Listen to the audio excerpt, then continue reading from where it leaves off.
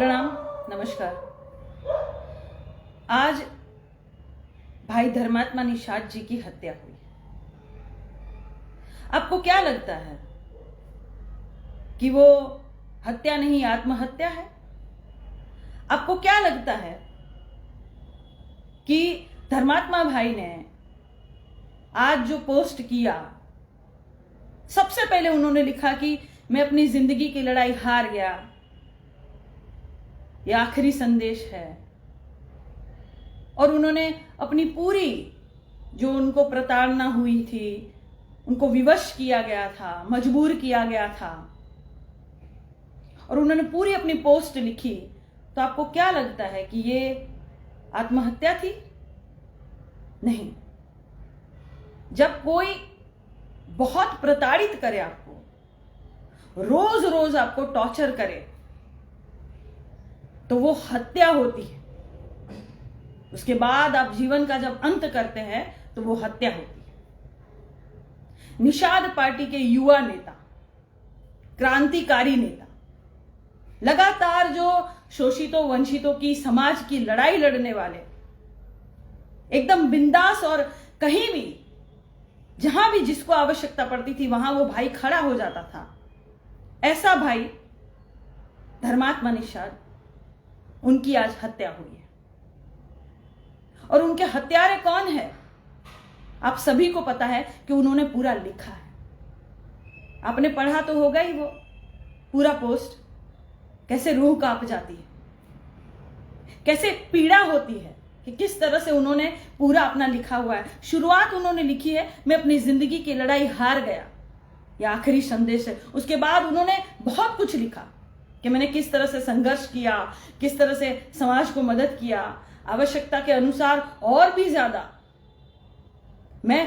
ज्यादा मदद करता था लोगों की। ये सब कुछ लिखने के बाद उन्होंने ये लिखा है कि आते हैं मुख्य बिंदु पर, आखिर मुझे ये फैसला क्यों लेना पड़ा। उन्होंने लिखा है कि लगभग पिछले 10 वर्षों से मैं डॉक्टर संजय कुमार निषाद, कैबिनेट मंत्री, मत्स्य विभाग, संगठन और निषाद पार्टी के विभिन्न पदों पर रहते हुए मैंने कार्य किया इनके साथ, और खुद के परिवार को समय न देते हुए डॉक्टर संजय निषाद के परिवार को मैंने समय दिया। वो अपनी पीड़ा लिख रहे हैं उसमें वो भाई। और उन्होंने ये भी कहा कि 40-50 जिलों में पार्टी के लिए कार्य किया, और जिसकी वजह से समाज में और अन्य वर्ग में मेरी लोकप्रियता बढ़ी। लोकप्रियता जब किसी की बढ़ती है ना, तो महामना को राज नहीं आता है। मैं समझती हूं ना, मुझ पे बीती है, मुझे भी अच्छी तरह से पता है। जब मेरा चुनाव चल रहा था तो किस तरह से महामना हर मंच पर, मेरे हर क्षेत्र में चढ़ जाते थे और हर मंच पर बोलते थे कि काजल तो पंडित है, पंडित की बेटी है, ये तो निषाद है ही नहीं। तो मुझे पता है ना कि टॉर्चर क्या होता है। प्रताड़ित किया जाता था मुझे हराने के लिए। मेरे सामने निषाद की बहू, मैं अब शादी के बाद बेटी कहां होंगी निषाद समाज की। 25 वर्षों से मैं निषाद समाज की बहू हूं, फिर भी मुझे प्रताड़ित किया जाता था कि मैं पंडित हूं, इसे वोट मत देना, अगले को वोट दे देना। अगला चाहे पंडित ही लड़ रहा हो सामने, उनको वोट दे देना, वो पंडित का बेटा नहीं है। मैं निषाद की बहू होकर पंडित की बेटी हो गई, तो मुझे पता है कि टॉर्चर किस तरह किया जाता है। तो धर्मात्मा भाई को भी इसी तरह टॉर्चर किया जाता था। उन्होंने लिखा है ना कि 40-50 जिलों में जब मेरी लोकप्रियता बढ़ी, मेरे समाज के युवाओं में, अन्य समाज के युवाओं में, तो ये संजय निषाद जी को और उनके बेटे जी को रास नहीं आया। उनको जलन हुई, उनको लगा कि अरे इतना मामूली से लड़का इतना लोकप्रिय कैसे हो गया। भाई लोकप्रियता तो हमारी बढ़नी चाहिए, संजय निषाद जी की बढ़नी चाहिए, उनके बेटों की बढ़नी चाहिए। विधायक सांसद हमारे बेटे बनेंगे। हमारे साथ डंडा और झंडा ढोने वाले लोग थोड़ी ना विधायक और मंत्री बन जाएंगे, सांसद बन जाएंगे। मैं समझती हूं इस बात को कि जब आपके साथ डंडा और झंडा ढोने वाले लोग जब अपना हक और अधिकार मांगते हैं और कहते हैं कि मंत्री जी मैं भी लड़ना चाहता हूं, मैं भी विधायक बनना चाहता हूं, मैं भी सेवा करना चाहता हूं, तब आपको रास नहीं आता है। और इसका जीता जागता सबूत चंचला निषाद जी भी है। चंचला निषाद जी ने अपना खून पसीना दिया निषाद पार्टी के लिए, नहीं दिया क्या? मेरे निषाद समाज के भाई अभी मुझे लाइव देख रहे हैं तो मुझे बताए, चंचला निषाद जी ने कितना अपना भोग दिया? अपने बेटे को मरता छोड़कर निषाद समाज का डंडा झंडा ढोने वाली चंचला निषाद जी जब साथ में चलती रही तब तो ठीक था, तब सब कुछ ठीक था। लेकिन जब चंचला निषाद जी ने कहा कि हे महामना, हे मंत्री जी, हे आप जो समाज के कर्ता धर्ता है संजय निषाद जी, मैं भी लड़ना चाहती हूं, मुझे भी टिकट दीजिए, तो महामना जी को एकदम गुस्सा आ गया। किस तरह से चंचला निषाद जी को बर्बाद कर दिया उन्होंने। अरे तुम लड़ोगी, तुम चुनाव लड़ोगी, तुम लड़ने लायक हो, तुम लड़ोगी तो ये डंडा झंडा कौन धोएगा, हमारा नारा कौन लगाएगा? तो ये मैं समझ सकती हूं। धर्मात्मा निषाद जी ने ये पूरा लिखा है ना, वो एकदम सच लिखा है। उन पर बीती होगी, उनको कई महीनों तक ये तकलीफ होगी। उन्होंने कहा ना 2 साल से झेल रहा हूं, 10 साल का संघर्ष महामना भूल गए, उनके बेटे भूल गए। साथ में चलते रहो तो ठीक है, नारे लगाते रहो तो ठीक है, उनको माला पहनाते रहो तो ठीक है, उनके पैर छूते रहो तो ठीक है, लेकिन जब अपना हक और अधिकार मांगते हैं तो आप इतना प्रताड़ित करते हैं कि अगला आत्महत्या कर लिया, अपनी फूल सी बच्ची को छोड़कर, अपनी पत्नी अंजलि को छोड़कर, अपनी माता की ममता को छोड़कर। जीवन दुश्वार हो जाता है। इस तरह से आप लोग प्रताड़ित करते हैं। किया है मुझे भी पता है। आगे वो लिखते हैं कि मेरी लोकप्रियता बढ़ी जिसके कारण डॉक्टर संजय निषाद और उनके बेटों की बेचैनी बढ़ने लगी। उनको पता होगा ना, इसीलिए ऐसा लिखा है कि एक साधारण सा लड़का इतना चर्चित और लोकप्रिय कैसे हो जाएगा, ये तो आगे बढ़ जाएगा। तो टॉर्चर किया होगा आपने संजय निषाद जी, इसीलिए उस बच्चे ने, उस भाई ने लिखा है ये सब। आगे वो लिखते हैं, अपने निषाद समाज के सभी समाज सेवियों और राजनेताओं से एक आखिरी निवेदन करता हूं कि आप लोग निषाद समाज के युवाओं के भविष्य को बचाने के लिए ठोस कदम उठाएं और डॉक्टर संजय निषाद जैसे धूर्त व्यक्ति से समाज को छुटकारा दिलाने के लिए कार्य करें। अब निषाद समाज को अगर तकलीफ हुई है ना, दुख हुआ है ना धर्मात्मा भाई के जाने से, उनको टॉर्चर होने से अगर आपको दुख हुआ है ना, तो आप ये कार्य जरूर उनका करना। ये आखिरी इच्छा थी उनकी, ये उनकी आखिरी इच्छा है कि डॉक्टर संजय निषाद जैसे धूर्त व्यक्ति से समाज को छुटकारा दिलाए। ये इच्छा जरूर पूरी करिएगा, नहीं तो उनको श्रद्धांजलि देने का कोई मतलब नहीं है। और आगे वो लिखते हैं, उन्होंने बहुत बड़ा पोस्ट लिखा है, लेकिन मेन बिंदु में बताऊं तो वो लिखते हैं कि निषाद समाज को जगाने में और उनका हक अधिकार की लड़ाई लड़ने में मुझ जैसे सैकड़ों क्रांतिकारियों साथियों का अहम योगदान रहा है, मगर डॉक्टर संजय कुमार निषाद जी ने उसे भुनाते हुए खुद को स्वघोषित महामना, political godfather of fisherman बना लिया। मैं एक ही बात जानता हूं कि अगर क्षेत्र में किसी लड़की की इज्जत लूटी जा रही हो और उस इज्जत को बचाने के लिए वहां कोई पुलिस वाला थानेदार पहुंच जाए तो हम सब सोचते हैं कि उसने बेटी की इज्जत बचा ली, लेकिन थाने में जाकर फिर से उसी बेटी का वो बलात्कार करे तो वो थानेदार और उस बलात्कारी में क्या अंतर रह जाएगा। यही उन्होंने लिखा है कि इज्जत बचाकर थाने में लाकर खुद जब बलात्कार करे तो उस थानेदार और बलात्कारी में कोई अंतर नहीं रह जाएगा। ठीक उसी तरह उन्होंने कहा है कि ठीक उसी तरह डॉक्टर संजय कुमार निषाद अगर दावा करते हैं कि निषाद समाज को अन्य दलों के चुंगल से बाहर निकालकर उनका सम्मान बढ़ाया है, तो फिर अपनी ही पार्टी में लाकर निषाद समाज का शोषण क्यों करते हैं। साफ शब्दों में उन्होंने लिखा है, क्योंकि निषाद पार्टी में उनके साथ वो काम करते थे तो वो अच्छी तरह से जानते हैं, इसीलिए उन्होंने लिखा है कि तो अपनी पार्टी में लाकर उनका और निषाद समाज दोनों का शोषण कर रहे हैं, तो उनमें और अन्य दलों में क्या अंतर है।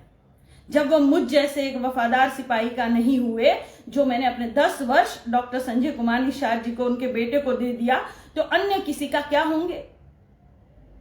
वह सिर्फ उसी के हो सकते हैं जो उनका तलवार चाटने का काम करते हैं, उनके पैर दबाए, उनको माला पहनाए, जय निषाद राज के नारे लगाए उनके सामने, उनका डंडा झंडा ढोते रहे,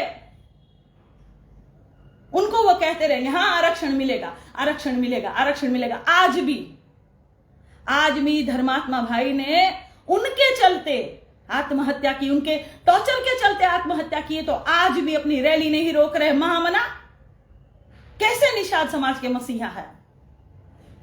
अन्य समाज का कोई इस तरह से आत्महत्या करे और ऐसी घटना हो जाए तभी भी लोग अपनी रैली रोक देते हैं, लेकिन आप अपने ही समाज का, अपनी ही पार्टी का युवा क्रांतिकारी नेता जो आपको 10 साल दिया, आज वो नहीं रहे और आप अपनी रैली रोक नहीं रहे हैं।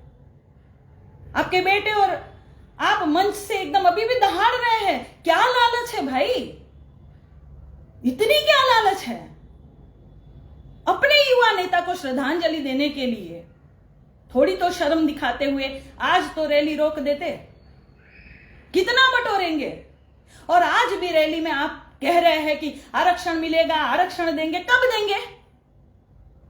राज्य में आपकी सरकार, केंद्र में आपकी सरकार, अब नहीं देंगे तो कब देंगे? कितना झूठ बोलेंगे अपने समाज से? इन युवाओं को कहां धकेल रहे हैं आप? और हैरत तो उस बात की होती है मेरे भाई कि संजय निषाद जी और उनके बेटे वो तो रैली नहीं रोक रहे हैं, वो तो लगातार बोल ही रहे हैं मन से, लेकिन हैरत उस बात की है कि समाज के और अन्य लोग मंच पे खड़े हैं और वो भी नारा लगा रहे हैं, संजय निषाद जी जिंदाबाद जिंदाबाद। अरे आपको तो पता है मेरे भाई कि आपकी पार्टी का एक युवा क्रांतिकारी नेता अब नहीं रहा आपके टॉर्चर से, तो फिर भी आप मंच पे खड़े हैं। अन्य समाज के लोगों को कह रही हूं, वो भी खड़े हैं पीछे, वो भी नहीं कह रहे हैं कि महामना आज रैली रोक दीजिए। अभी 3 घंटे पहले आप लाइव है। कैसे समाज के नेता है आप? कैसे मसीहा?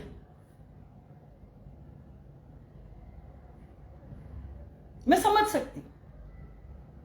सकती हूं ये जो राजनीति की भूख है ना आपके अंदर, वो कभी मिटेगी नहीं। अब बटोरते ही जाएंगे।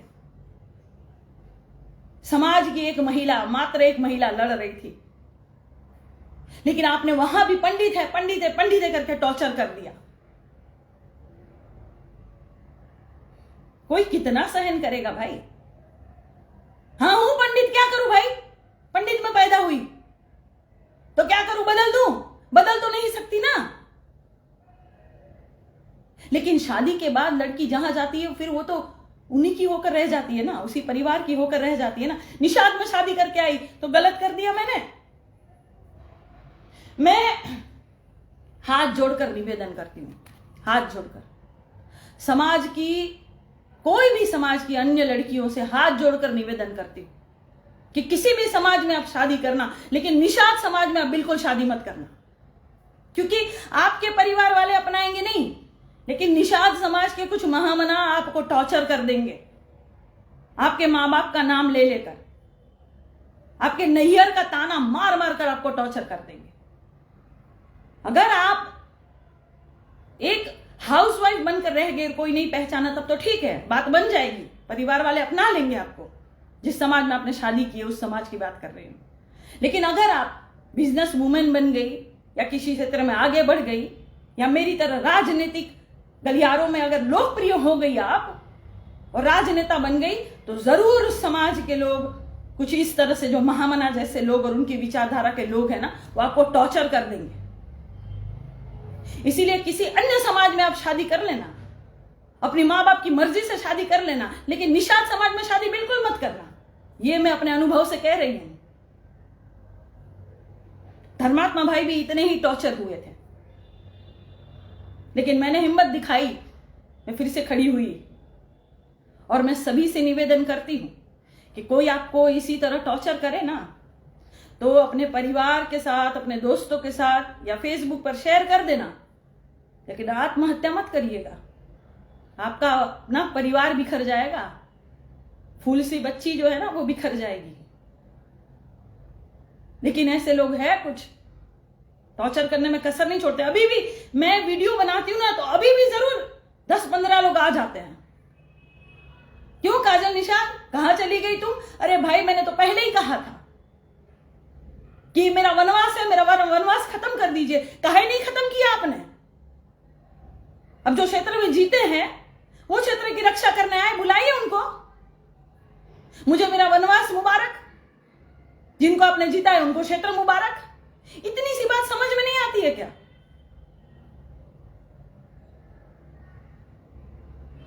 जान ले ली अगले की आपने। मासूम छोटी फूल सी बच्ची है उनकी, क्या उनकी देखभाल करने जाएंगे महामना? उनके बेटे जाएंगे अब परिवार का भरण पोषण करने? आगे लिखते हैं, उन्होंने बहुत कुछ लिखा है, दिल को झकझोर देगा आपको, कि 10 वर्ष डॉक्टर संजय कुमार निषाद जी और उनके बेटे को दिया और अन्य किसी का वो क्या होंगे जो वो मेरे नहीं हुए, तो वो सिर्फ उसी के हो सकते हैं जो उनका तलवा चाटने का काम कर रहे हो और जो उनको अपना इज्जत आबरू लुटाकर उनको खुश रखे, वही लोग उनके चहेते रह सकते हैं। लिखने के तो सैकड़े मामले हैं, लिखूं तो कई घंटे लग जाएंगे। जहां जहां समाज की लड़ाई लड़ी, वहां लोकप्रियता कम करने के लिए मेरे विरुद्ध पैरवी करने में डॉक्टर संजय कुमार निषाद और उनके बेटों ने कोई कोर कसर नहीं छोड़ी। पता नहीं उन सबको मुझसे इतना जलन क्यों रहती है। खैर छोड़िए, वो सब अपना राजनीति करे और उनसे दूर बनाने के लिए मैं दुनिया को ही छोड़ रहा। बस एक आखिरी बात मैंने समाज से कहना चाहता हूं कि आज तक मैंने निषाद समाज के लिए जो भी हो सका वो सब मदद मैंने किया। अब मैं समाज से अपने परिवार की सुरक्षा और भविष्य की जिम्मेदारी सब आप पर सौंप रहा हूं। अंत में लिख रहे हैं कि मैं जो कुछ भी कर रहा हूं उनके जिम्मेदार डॉक्टर संजय कुमार निषाद और उनके बेटे प्रवीण कुमार निषाद, श्रवण कुमार निषाद और एक जयप्रकाश निषाद है। साफ शब्दों में लिखे। उसके बाद भी रैली चल रही है महामना की। इतनी हिम्मत तभी आती है जब तानाशाही वाली सरकार हो और उसी सरकार में आप मंत्री हो ना, तब इतनी हिम्मत आती है कि आपके ही पार्टी का एक युवा नेता आपके टॉर्चर करने की वजह से चला गया और आपकी रैली नहीं रुक रही है। आपको कोई शर्म नहीं है। वो तभी हो सकता है जब तानाशाही वाली सरकार हो और उस सरकार में आप मंत्री हो। मैं मुख्यमंत्री जी से निवेदन करती हूं, मैं योगी जी से निवेदन करती हूं कि धर्मात्मा भाई को उचित न्याय मिले, उचित कार्रवाई हो, जांच हो उनकी हत्या की, उनको न्याय मिले और जो भी दोषी है, जो उन्होंने लिखा है डॉक्टर संजय निषाद जी और उनके बेटों का नाम लिखा है, जयप्रकाश का नाम लिखा है, उनको कड़ी से कड़ी सजा मिले। मैं ये चाहती हूं और सभी धर्मात्मा भाई को न्याय देने के लिए आगे आए। बहुत बहुत धन्यवाद। नमस्कार एवं प्रणाम।